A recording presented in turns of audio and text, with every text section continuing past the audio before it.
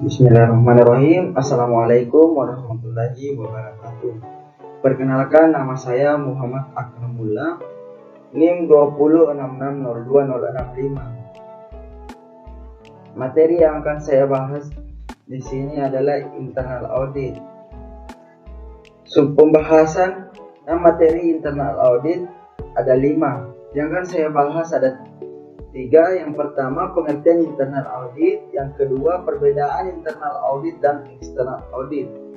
Yang ketiga, bagaimana memiliki internal audit departemen yang efektif.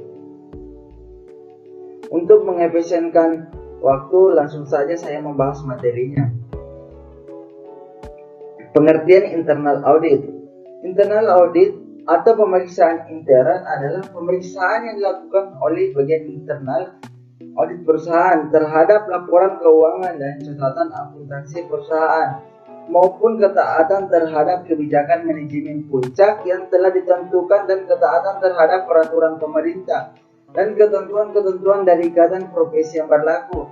Peraturan pemerintah misalnya peraturan di bidang perpajakan, pasar modal, lingkungan hidup, perbankan, perindustrian, investasi, dan lain-lain. Ketentuan dari ikatan profesi, misalnya standar akuntansi keuangan. Definisi internal auditing menurut Institute of Internal Auditor yang dikutip oleh Fitchett tahun 2010 paragraf 15 dan Arens 2014 paragraf 828. Audit internal adalah kegiatan asuransi dan konsultasi yang independen dan objektif yang dirancang untuk memberikan nilai tambah dan meningkatkan kegiatan-kegiatan operasi organisasi.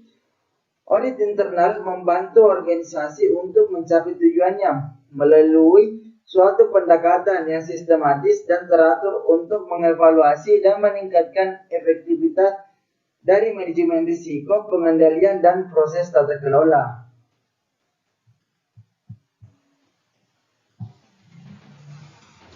Sebelumnya, Milton Stephens Ponorogo dalam bukunya Internal Audit Manual pada tahun 1989 mengatakan internal auditing adalah suatu penilaian yang dilakukan oleh pegawai perusahaan yang terlatih mengenai ketelitian dapat dipercayainya, efisiensi dan kegunaan dari catatan-catatan akuntansi perusahaan dan pengendalian intern yang terdapat dalam perusahaan.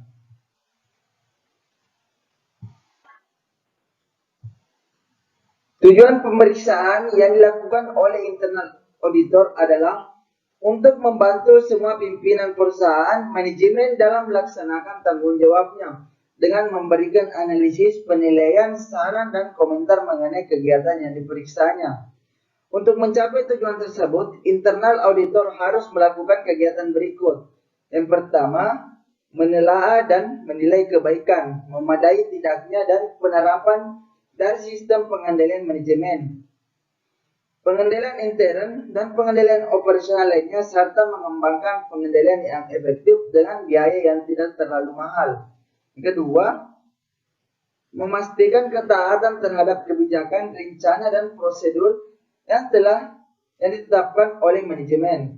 Yang ketiga, memastikan seberapa jauh harta perusahaan dipertanggungjawabkan dan dilindungi dari kemungkinan terjadinya segala bentuk pencurian, kecurangan, dan penyalahgunaan.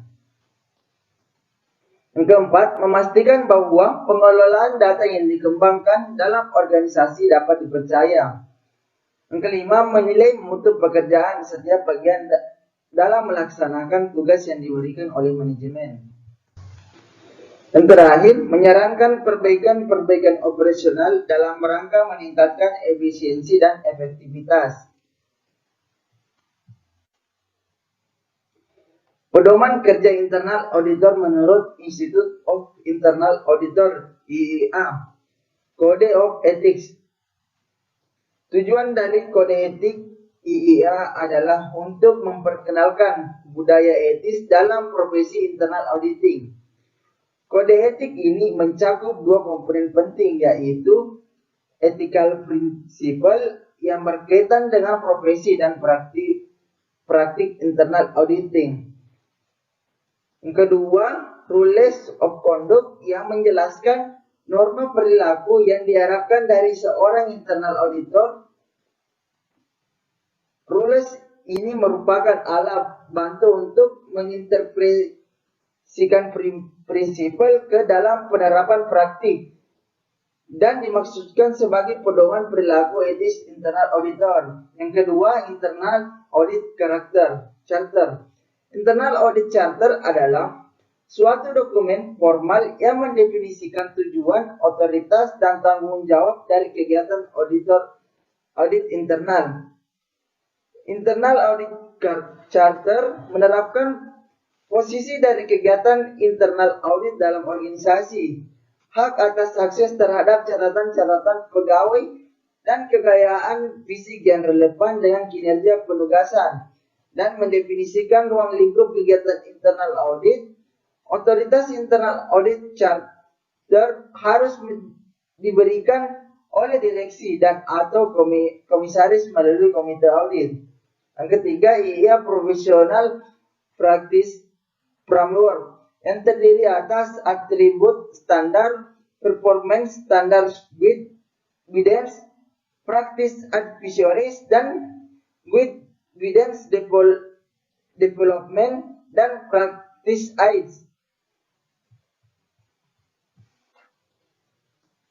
Perbedaan internal audit dan external audit.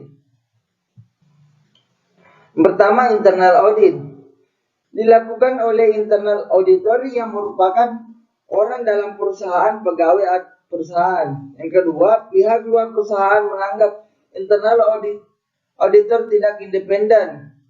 Yang ketiga, tujuan pemeriksaan adalah untuk membantu manajemen, top manajemen, middle manajemen, dan lower manajemen dalam melaksanakan tanggung jawabnya dengan memberikan analisis, penilaian, saran, dan komentar mengenai kegiatan yang diperiksanya. Laporan internal auditor tidak berisi opini mengenai kewajaran laporan keuangan.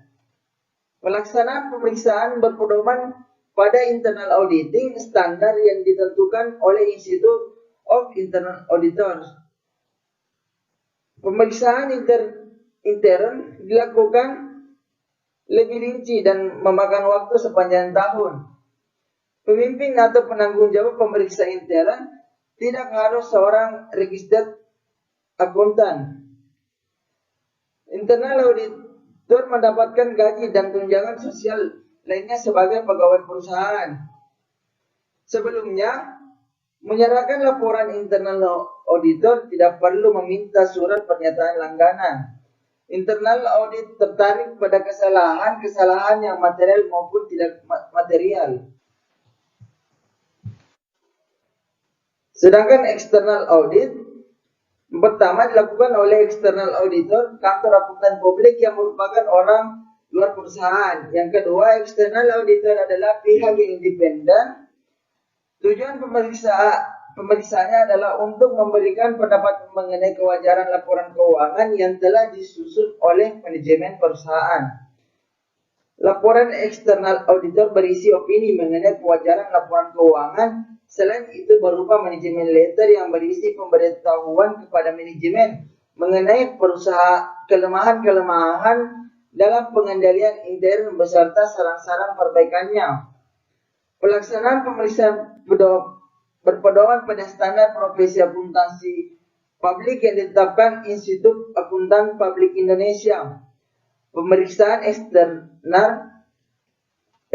dilakukan secara sampling karena waktu yang terbatas dan akan terlalu tinggi audit fee jika pemeriksaan dilakukan secara rinci. Pemeriksaan ekstern dipimpin oleh penanggung jawab adalah seorang akuntan publik yang terdaftar mempunyai nomor register publik akuntan. External auditor mendapat auditor fee atas jasa yang diberikannya. Sebelum menyerahkan laporannya, external auditor terlebih dahulu harus meminta surat pernyataan langganan, client representation letter. External auditor hanya tertarik pada kesalahan-kesalahan yang material yang bisa memengaruhi kewajaran laporan keuangan.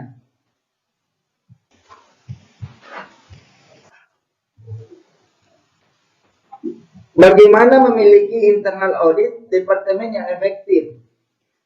Yang pertama, internal audit departemen harus mempunyai kedudukan yang independen dalam organisasi perusahaan. Yang kedua, internal audit departemen harus mempunyai job description. Internal audit departemen harus mempunyai internal audit manual. Yang keempat, internal audit harus bisa bekerja sama dengan akuntan publik. Yang kelima, internal audit departemen harus memiliki orang-orang yang profesional, kapabel, bisa bersikap objektif, dan mempunyai integritas serta loyalitas yang tinggi. Yang keenam, harus ada dukungan yang kuat dari top manajemen kepada internal auditor departemen. Yang ketujuh, internal audit departemen harus memiliki internal audit karakter. Sekian presentasi dari saya. Maaf apabila ada kekurangan. Assalamualaikum warahmatullahi wabarakatuh.